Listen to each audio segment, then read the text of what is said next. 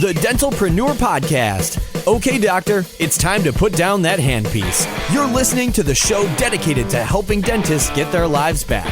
It's time to decrease your stress, increase your profitability, and regain your passion. Now introducing your host, Dr. Mark Costas. Hello, everyone, and welcome to another episode of the Dentalpreneur Podcast. I'm your host, Dr. Mark Costas. What's up, my friends? I hope you are doing great out there today. Hey, guys, real big treat today because we have one of the co-founders of the Dental Success Network and a very successful practice owner, Black Belt DSI coach, and that is Dr. Addison Killeen. What's up, Addison? How you doing today, my friend? Doing lovely. I had a great week of clinical after coming back from Prescott, Arizona last week, where we had our annual DSN get together up there. Man, Prescott is such a cool town. I have to say, I've heard about it for years, and you always say, "Oh, you should come up." But like the most idyllic, just old town. Obviously, there's the history that it was the former capital of Arizona, but just such a cool place. And if you're an outdoorsy kind of person, like hiking trails, biking trails. I was driving through just jealous that you get to live there all the time. Yeah, well, I mean, you're in Lincoln, Nebraska, which I really, really like Nebraska a lot, but it's pretty flat in comparison. I mean, you guys have hills, but you don't have mountains like we do. And it's funny, too, because Jordan Comstock was here, and he lives in Utah, and he's like, "Oh, this is so cute. You guys have baby mountains," because he's from Utah. Exactly. And you were like, "Holy cow, look at the mountains all over the place." And Jordan's like, "These are not mountains, bro. Come out to Utah." Exactly. So in comparison to Nebraska, we do have a lot of mountains here in Prescott. They're just not, 14,000 foot mountains like in Utah. But yeah, I mean, as far as an outdoorsy kind of place to be with four seasons and just a pretty simple town, I love Prescott. People ask me all the time, like, "Why do you live there, dude?" It's like far away from the major airport, and it's kind of a small town without a whole lot of industry there. I just love it. I love the pace. It's a great place to raise kids. It's been great. Yeah. Well, yeah. And it was a fun place to spend a few days. So yeah. So kind of we did our annual meeting there, and I'm sure everyone listening to this is, does some sort of version of an annual meeting where you kind of wrap up what your previous year's numbers were, and then setting your WIGs. So we set our wildly important goals for the next year, just kind of what to focus on and stuff. So I thought that would be an interesting topic to kind of see from a tactical standpoint how people do that, and maybe where that goes for folks. Yeah, I love that. This is a great topic that I'm glad we're going into here. So one of the Sexy Six for the Dental Success Institute. So like when we bring on new members into our mastermind private coaching group, there's a number of different books that we have them read. One of them is by Sean Covey, and that's 4 Disciplines of Execution. And in that book, 4 Disciplines of Execution, he talks about setting your primary intentions, your 12-month primary intentions for an organization.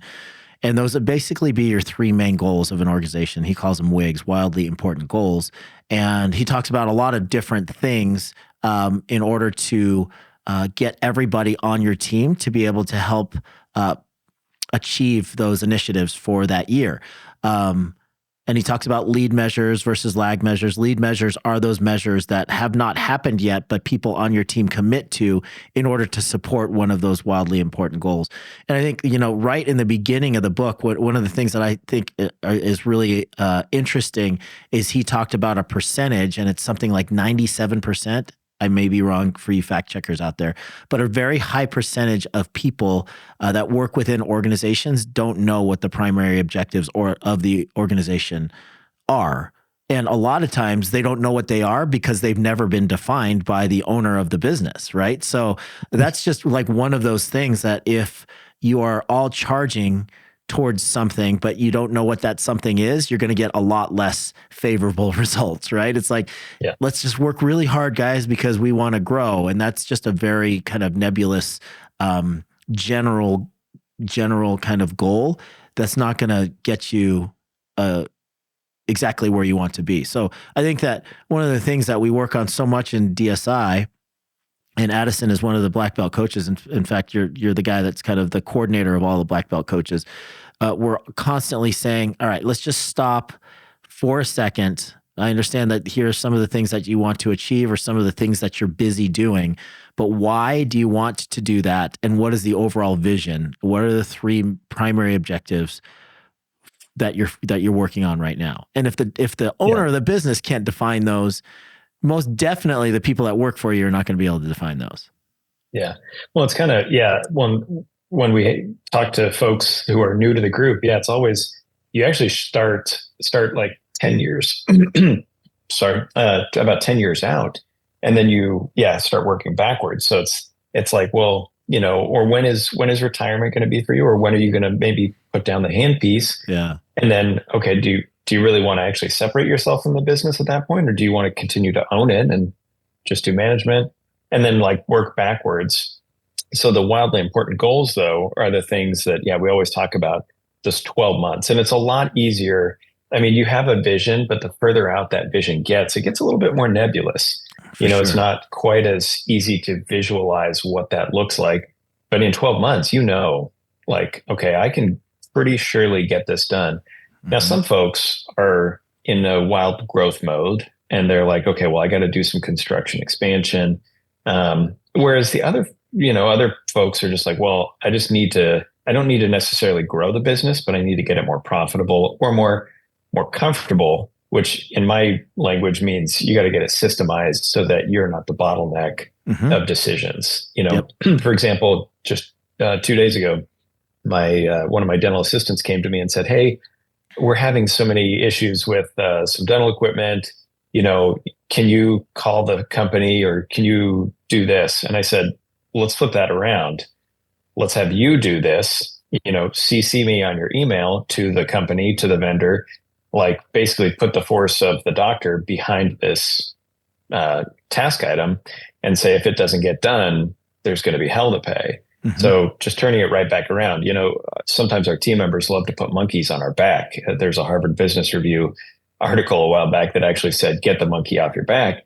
And so it says, don't let other people put monkeys on your back. As the leader, and us as the dentists, we have so many things we have to do. Mm-hmm. We need to not allow people to put more stuff on it. So I flipped it around and said, no, you email that person, you CC me, so I'll be in on the communication, but just start to lay down the law and I give you full autonomy. You fix the problem. Like if it comes up to money and we have to spend any money to order parts or do other things, you let me know. But otherwise, you just fix the problem. And so sometimes we have those people in DSI when we start a relationship with us that they just need to get their practice systemized and they need to get a leadership structure in place. And so, that's kind of the two different factors of folks that we kind of see when they come in. Yeah, I really, really like that point that you made. It almost always in the beginning is easier for us to solve a problem or to negotiate a task and just get it done instead of having the discipline to say, okay, this is going to take me 2 or 3 times longer than actually doing it myself. But if I can encourage whoever your direct report is to do it themselves, even if it's not perfect, if it's 80% as good as you would do it, then you've liberated yourself from that task for the rest of your life. But it takes that discipline to be like, okay, this is going to be a pain in the ass to train them how to do this. But once they learn how to do it, you're liberated from that forever. And I think that's just a really, really important kind of principle to live by when you're talking about like real effective leadership. So yeah, great. Well, and it's kind of tough because we as the dentist, we are the only people that can do a filling. The only people that can do the crown, the root canal, the extraction, like literally, it's either us or our associates. We have that skill, that license, but everybody else in the office, like every other decision we come up with, every other problem that happens can be solved by literally anybody else. And so our highest and best use, to kind of coin a real estate term, is like, what's the highest and best use for this piece of property? Should it be a storage unit or should it be a high-rise apartment building? Mm-hmm. Well, for us, our highest and best use is doing dentistry and being the leader. And so, part of that, the dentistry, that's easy. We do it. But the leadership is actually where we should not be doing things at a high frequency. So, Yeah. But, as we come to the end of the year, this is where we actually do need to kind of get back to that tactical level of, okay, did we hit our WIGs? Did we achieve what we wanted to achieve? Like one of the goals in DSN this year was adding 40 more hours of continuing education videos.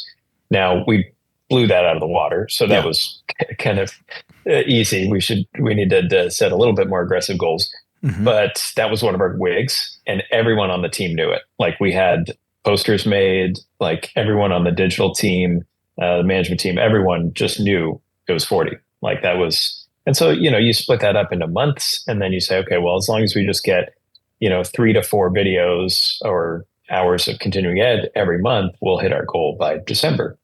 And so that's one of the more popular things that I shared on DSN this last week was the annual budget. And that was basically, okay, maybe you're at 800,000 right now and you want to get to 1.2 million. Well, you can't just overnight say, well, I want to be 1.2 and I want to have a 50% overhead, the black belt level overhead. So you have to set a trajectory of, okay, what do I think my revenues are going to be every month? And different areas of the country have their seasonality. I mean, we have tons of friends down in Tucson. Well, in Tucson, it's like 130 degrees in the middle of summer and we have kind of an exodus of retirees. And then, here in Nebraska, we have some seasonality of like wintertime. It actually gets a little bit lower because everyone's going to Phoenix. So, you see those things. So you kind of have to factor in, and then you have to start making assumptions of, okay, where can I save money? And it's taking this annual budget spreadsheet on one side of the computer screen and your current profit and loss statement right now. And you start going through with a fine-tooth comb and just saying, okay, where can I cut some expenses? Where can I also grow some revenues to potentially achieve that, profitability level and revenue level that I want? Sometimes it's not even increasing revenues. It's just decreasing your expenses. 100%. Yeah. I love that. I want to circle back to something that you brought up, this Harvard article, and I love it. And this is almost cliche in like the coaching and consulting world, but it's like if somebody comes to you and wants to toss a monkey on your back, like, here is a problem that we're having, I just wanted to let you know, and walks out of your office, you have to stop allowing people to do that immediately, right? So it's like your direct reports, your executive level team, even people that are somewhat further down in the organizational chart, if they are doing nothing but reporting something that is going wrong or something that is amiss, you need to almost always just slow down and say, okay, from now on, when you have something that you need my help with, or you want my feedback about, or you just want to report something to me, I want to change, your approach a little bit. Come to me with 3 different potential solutions for the problem that you're presenting to me, right? So then you start to get people thinking differently. Like, okay, I see this happening, and instead of taking this monkey and throwing it over onto the boss's shoulders, now you're saying, okay, here's this monkey. Here's how I suggest, or here are some 3 potential solutions for this to get this monkey, out of our operation. And if you just make that subtle change, like say, hey, I don't want to hear about the problems unless you have a potential solution. That could be, such a huge differentiating factor for your business. Yeah. Well, and I think one of the triggers, so if you're sitting here listening to this and like, well, I don't know if my team members necessarily keep throwing monkeys on my back. Like, what does that feel like? And it's when you feel really stressed and overwhelmed with your time. So if you're like, oh man, I have 10 things to do. I've got, sheets here with like my to-do list is 25 items long, but at the same time, your subordinates or your team members feel like they just don't have enough work. It's like, well, they're kind of sitting on their phones or they're chatting away too much. And so that would be a trigger for you to think, okay, they've put all these monkeys on my back. How do I flip this around and delegate? And you might think, well, I feel like I'm using these people. Well, no, you're actually growing these people. You're developing them to be higher level thinkers. So I think kind of what you just said, come to me. Here's this problem that you brought to me. I'd like to flip it around. You do the research, come up with potential solutions. You pick the best one and then bring it to me. And let's work together to figure out if that's, because they might not have the full picture that you do. But if they've already done the deep level thinking, it grows them. So you're actually doing them a favor to help them utilize their higher level functions. Yeah, I love that. Listen, I want to talk about something that you are very good at. And people ask me this about myself often. I have a lot of projects. We probably have 13 entities right now that are simultaneously running with different teams. So there is a bandwidth issue if you don't set up your your businesses the right way. And I have found that the better I get at selecting executive level team members that I could delegate to, the smoother my days go, even as the businesses continue to grow and we continue to fold more entities under the Dental Success universe. So you are a prolific writer, author. You've written 7 books now, Addison? Yeah, I think so. Yeah. 7 books, like one of the most prolific authors in dentistry, just bar none. 3 of those I was lucky enough to co-author with you, but you've written several books with co-authors and some by yourself. In addition to a full-time dental schedule, you have a very successful dental practice that has grown significantly over the last several years. So maybe you could go back and kind of give us the history. So you sold out of a multiple practice group, then you started one from scratch, and it's grown significantly. But my point is that you have somehow the bandwidth to be a co-founder and executive level person inside DSN. You're always writing a new book. You're a full-time dentist, not of a practice that is, secondary to your attention, but one that has grown significantly under your leadership. How do you find time to do all of this stuff? Like, time management is just kind of a buzzword in personal development, but you really have seen to master this, where you literally have 3 full-time jobs and you still do have time for your family and to do personal stuff as well. Well, I think, you bring up family. I think that when we have our family, it truly gives us there's 24 hours in a day.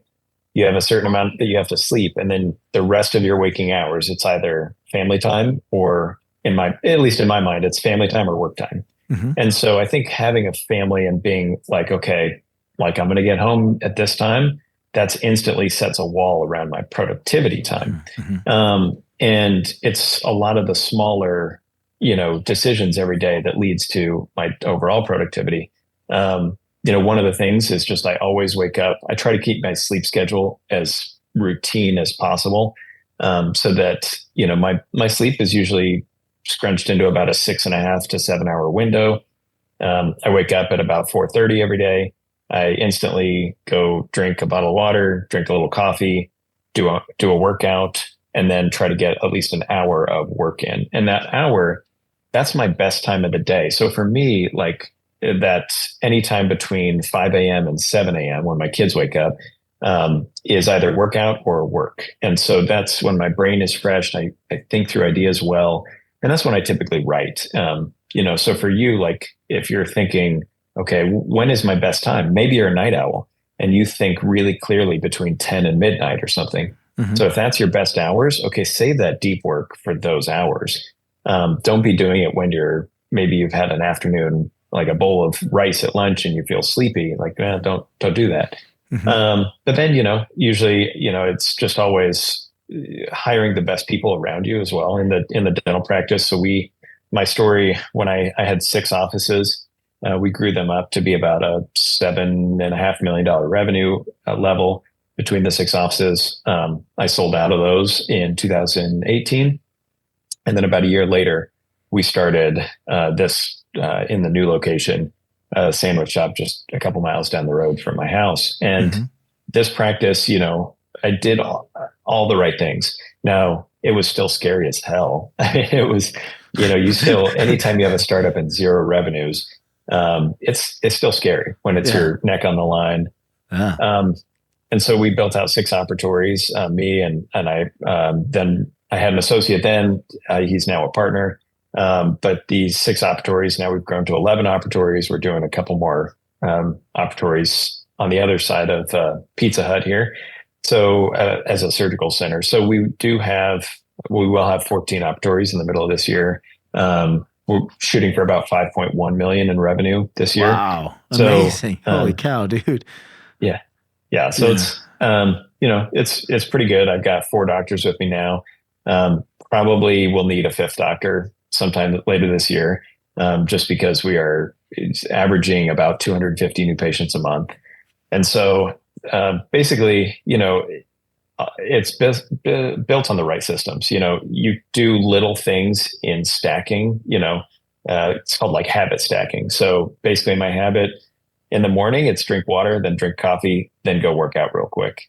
But in the practice, it's doing the right things. It's habit stacking of, okay, I always look at my numbers every week, on Monday mornings or late Sunday nights, I run the numbers for the previous week so that when I come into work Monday morning, I can tell the team at morning huddle, this is how we're doing.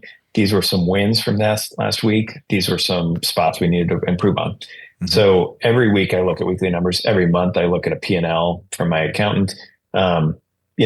I think you and I, one of the biggest irritants we see is when people are not looking at their profit and loss statement or their cash flow statement, or you get your cash flow statement 2 months after the month happened.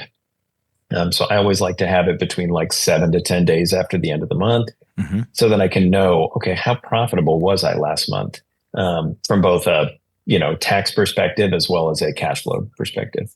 Yeah. So some of these little habits, I think, just have stacked over time to make, I don't know, it seems very productive and to the outside world, and it's just my routine. I enjoy writing because really, and you and I both know, the best, like DSN is packed with just crazy good information. We have wonderful faculty members, great ideas being passed around all the time. And so the books that I've written are not really a function of what's necessarily happened to me or to you.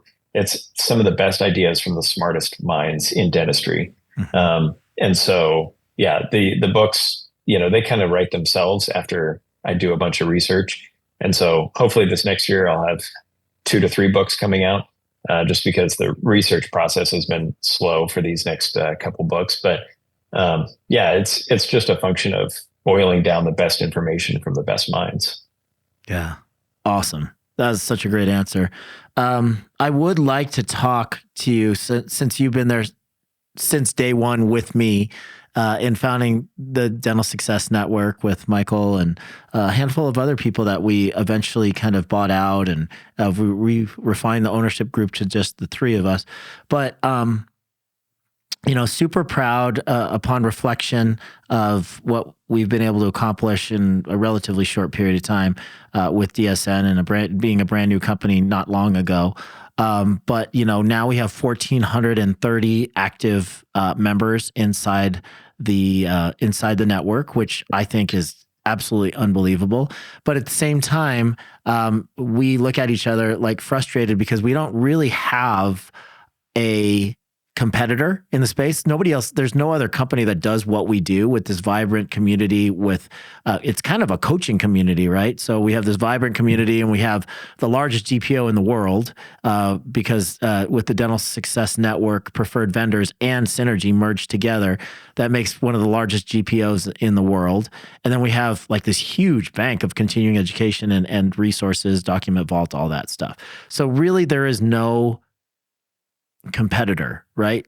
But when you look at the fact that there's 185,000 practicing dentists right now, it's like, man, we're not even scratching the surface. And I think that this would be valuable to every single dentist that's out there. Like, even if you're an associate dentist or a brand new baby doc, there's so many resources as far as learning about practice management or the clinical stuff. If you're not interested in owning a practice at all, there's clinical stuff that is just second to none, I think.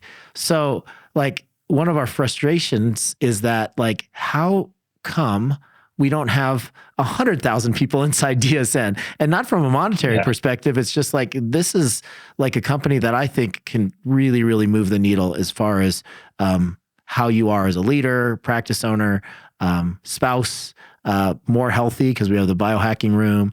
Just in general, I think there's the value prop is so high in comparison to the number of members I think that we have. Yeah. Well, I think it's tough because a lot of dentists, we get into a position where we're just comfortable. And sometimes we just don't even know the top end of what we could potentially even do. And so I kind of compare it to when Roger Bannister ran the 4-minute mile, which I think was like 1952 or 1954 or something like that. It was like nobody thought the 4-minute mile was even possible back then, until Roger Bannister broke that mark. And now there's been hundreds of people, college athletes, and even maybe a few high school athletes, maybe a handful, that have run a sub-4 mile. And it's kind of the same. You know, we hear the American Dental Association say that the average dental overhead, discounting any doctor salary, is 68 to 72%. But then, you know, that's what we thought, oh, we're average. So if we're at 68%, we might be good. Well, now you and I know it's like, well, no, 60% would be average, 55 or 50 would be really good, but you could even get to 45% or even 43%, you know, by using maybe some more newer technology like 3D milling in office, 3D printing, or just using our preferred network of labs, vendors, from software to dental supplies to everything. So I think it's that thing of like getting people to wake up, because it's like the lobster in a boiling pot. You don't realize you're losing this much money if you've never been shown the light. And people like to call us a cult or something. And it's like, oh, you know, singing Kumbaya around the campfire. But it's just the knowledge. And so that's like what's really great when we can teach people, no, man, you could be making so much more money. You could potentially hire an associate and have a more peaceful existence and take a day off, take a vacation. You know, it's super unfortunate when I hear people that are kind of trapped in a financial spot that they wish they weren't in, or if they haven't taken enough vacation days, or their neck hurts or their back hurts, and you've gone through that. Yeah. And they literally can't stop working because their business will collapse. Yeah. And so I think it's because people don't feel the pain.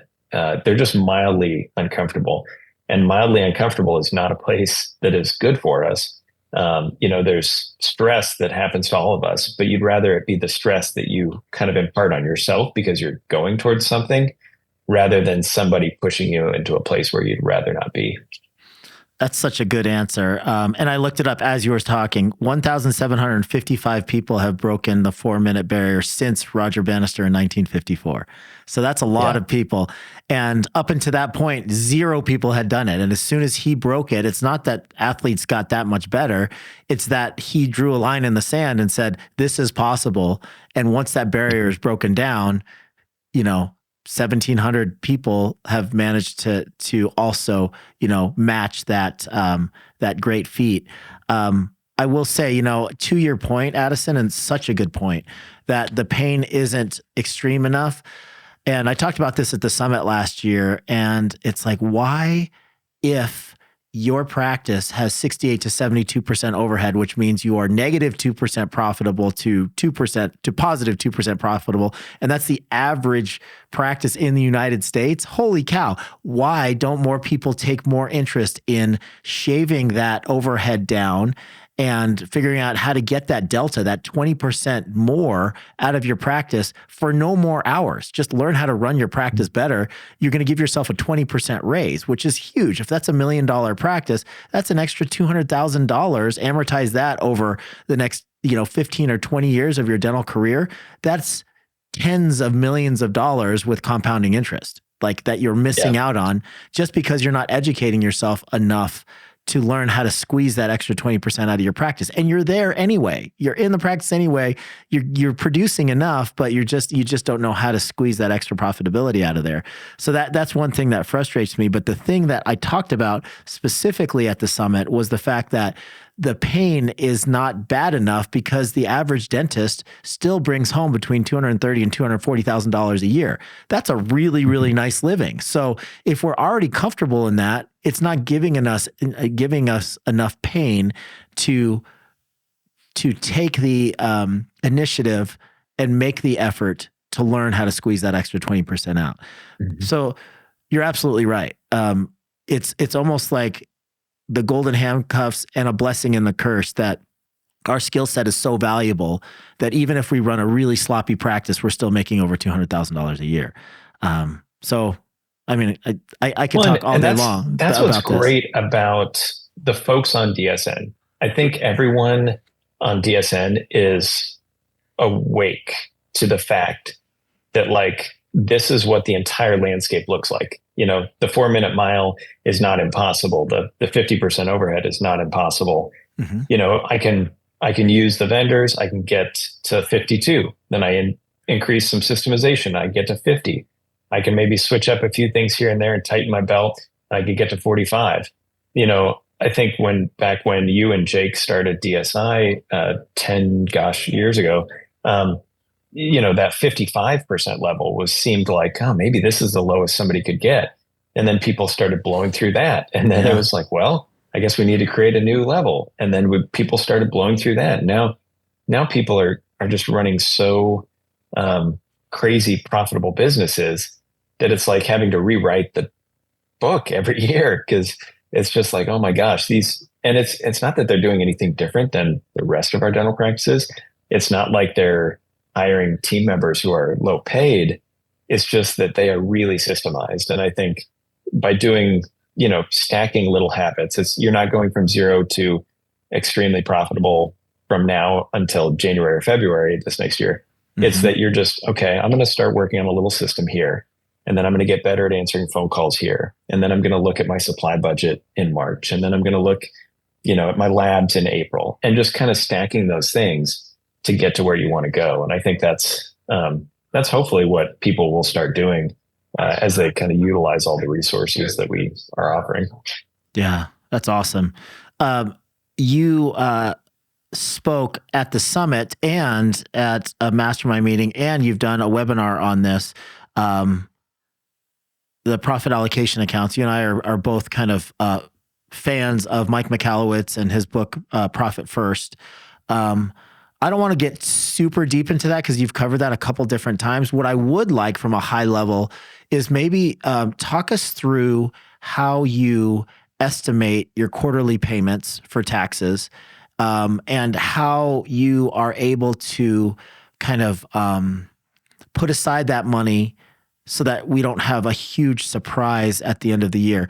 Early on in my career, dude, I did the best I could. I kind of randomly picked CPAs. I went through like probably 4 or 5 CPAs in the first 10 years of practice ownership, because I just didn't feel like I was landing on the right one that was strategic and that would help me decrease my tax liability. But even worse than that, people that didn't help me set up a structure so that I wouldn't get that $250,000 tax bill on Christmas Eve, or the fact that I was going to be facing one on April 15th. And I found that out right before the end of the year, scrambling to buy stuff and, all that chaos that happens if you don't plan correctly. So I'd love to hear what your strategy is and what your mindset is when it comes to taxation and quarterly payments and all that stuff. Yeah. Now, the cash flow at the end of the business is kind of like what you talked about from Sean Covey about the lagging indicators. It's basically, what happens after you've run your business well or poorly. What are the scoreboard numbers per se? And so the scoreboard numbers are what the money is in your bank account. Now, we have a system for that too. And Mike Michalowicz wrote the book called Profit First. The way that I kind of utilize it in the dental setting is you have one incoming account. So all of your EFTs, all of your checking account deposits go into that one bank account. Mm-hmm. And that I do give my front office read access of that bank account. Oh, you do? Read only. So they can actually go through, and every day there's a line item of deposits, and there's 2 check boxes on this spreadsheet so that we can say, okay, did we put it in Open Dental, and did it like, did we get the ERA or the electronic remittance advice or whatever, the digital copy of like what insurance paid us. So every day, all the dollars that are in our bank account are checked off to make sure we're accurate. But that's incoming. And then every like 1st and 15th of the month, I move that money into the 5 other bank accounts. One of them is doctor pay. So I usually save about 25% for our doctor pay. It's between me and the other 3 doctors. And then I go to the operations account, and that's payments for all the other team members. That's rent, that's supplies, labs, all the other normal costs. And so those 2 are like kind of the ones that probably, well, about 45 to 50% goes into that operations. So 25 plus 45. So now we're at 70%. The other 30% goes into my profit accounts, which is taxes, profit, and debt. Mm-hmm. So when I put money into those quote unquote profit accounts, I always make sure to save 40% of that for taxes. Mm-hmm. So anything going into that part of the flow chart, 40% goes to taxes. And now, so 40% of that 30% is going to taxes. Exactly. And whatever's left is your distribution and the money that you have to pay to service your long-term debt and taxes. Yeah. So it's basically, like 40% of that 30% is like 12%. So 12% always goes taxes. So when it comes time to pay your taxes, you just look to that account and be like, well, my tax, that should be virtually perfect, spot on what I owe taxes wise. Now or you've kind of oversaved, and then it's like a bonus. You're like, oh, I've got an extra 5,000 sitting there. This is great. So that's kind of how I do it. And so it's always saving there. It works great in partnerships, and we do it in DSN. I know you do it for all of your entities because it's always, you just never know if different partners, your different tax stratifications, I guess. Some people like to save it early. Some people like to pay or quarterly. Some people pay it with every paycheck. But at least if that money's sitting there, you're never going to get caught in a situation where I've seen it before, where certain partners didn't save enough. And then you get caught in a cash crunch because partners have to take money out of the business to service that tax liability. And it actually puts the business kind of at risk of some cash crunch because of that occurrence. Yeah, that's really, really good. It takes discipline to set it up in the first place. It's kind of like all routines, right? It's your morning routine, your taxation routine. It takes effort to set it up in the first place, but after that, it runs itself, and then you just have to let the system take care of itself. I think that the way that you're doing it eliminates a lot of the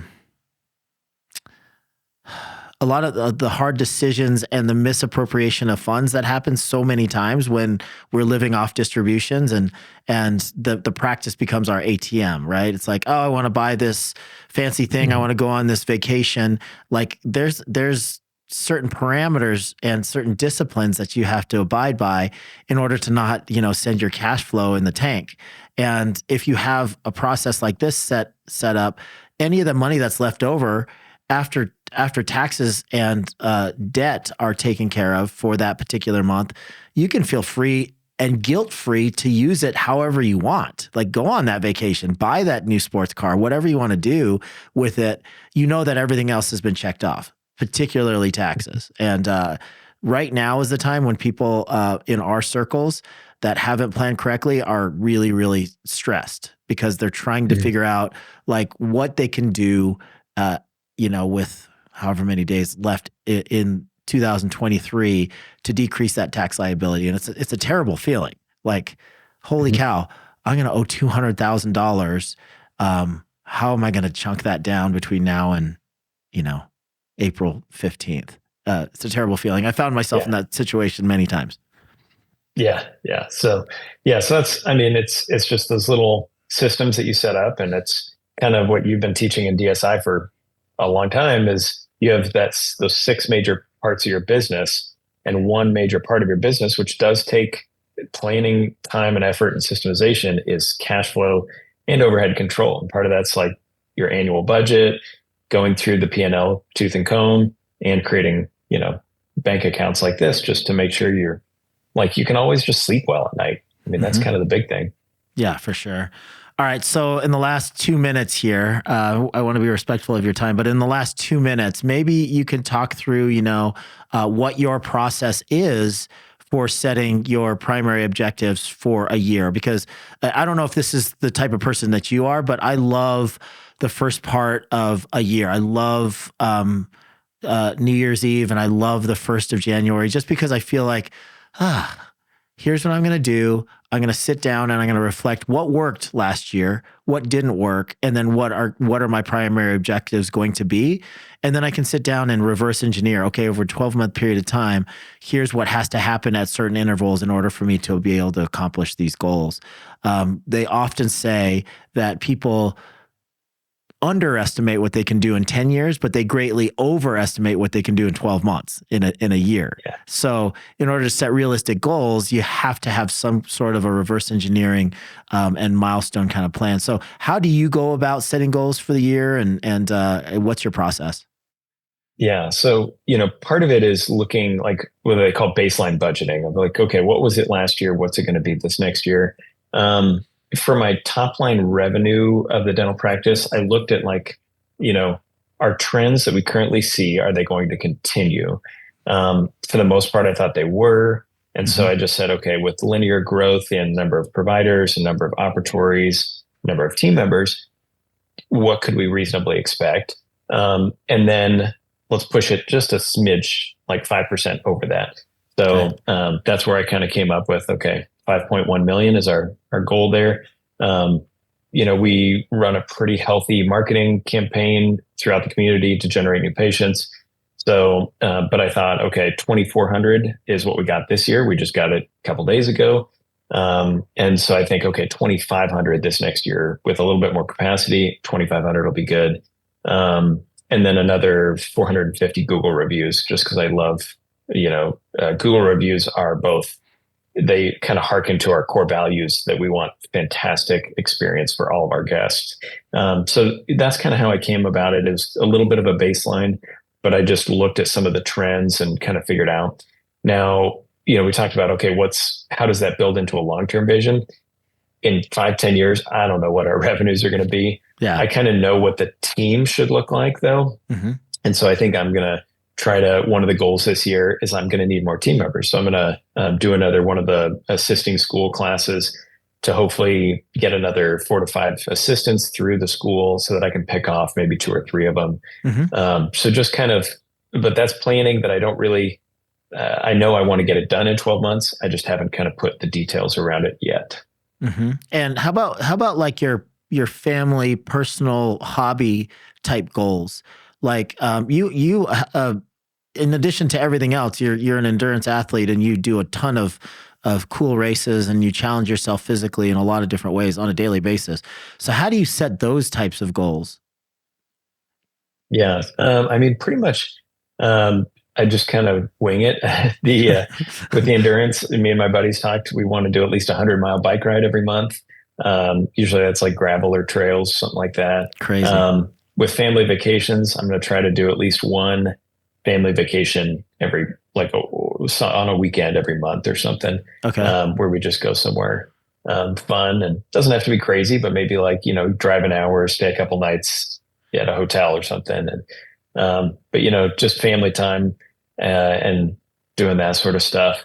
And then probably one crazier trip that would really push it, which would be like this last year. I went to Iceland and biked a couple 100 miles through the tundra. And so something that's like really a Misogi type of difficult thing.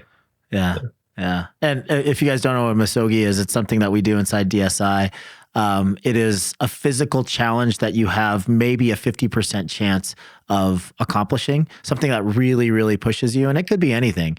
You can get really creative with it. Last year, I think mine was something like I wanted to run an accumulated 50 miles, 150 burpees per day, a certain number of pull-ups per day. And that was, I think it was like a 6 or 7 day challenge that I did. I was the only one that did it. I put it out there, but I was the only one that did it. And I just remember being like, okay, this, like, I don't think I'm going to be able to do this. Cause like I wasn't in that type of running shape to be able to run like 9 miles a day, every single day. And then, during the rest period, you're doing burpees like all day long just in order to hit that number. But that was my misogi, and whether or not I accomplished it was less important to me than like challenging myself and holding myself accountable to do it. And I ended up actually, that's not true. I think no, it was Chris Green. Chris Green did it with me, and his wife was so cool. She got him an IV, I think, and a massage like on the last day. And I didn't get the benefit of that, but that was a hard one. Do you have one for this year? I haven't figured out what I want to do this year yet. Yeah, I'm going to try to figure out something because we're getting to the tail end of 2023. I'm going to see if I can engineer one for myself. I think I did a lesser version of that one 2 years ago. I think when we were chatting about it, it was a little less intense, but it was like 36 miles over 4 days. Something like that. And it was, and that killed me. My joints hurt so bad after that. Yeah, I remember Tenori was trying to do it, and that dude is so disciplined, but he tore up his hands doing the pull-ups, so he couldn't finish. I remember that. Yeah, and he substituted it with something else. But yeah, man. Hey, man, thank you so much for taking the time to do this interview today. I'm always just really, really eager to pick your brain and see what keeps you driven and so disciplined. But I'm really looking forward to working with you another year in DSN and listening to you speak at all the DSI events and reading the books that you're coming out with. Maybe you and I will do another book someday together. Yeah. But I think that'll be fun. We always have good ideas, and we have the starts of many manuscripts. It's just then Indeed we have so much good material. It's tough. Amazingly great material. All right, buddy. I appreciate you, and have a great new year and good holidays, and we'll talk to you soon. Yeah, thanks. You too. All right, ladies and gentlemen, Dr. Addison Killeen.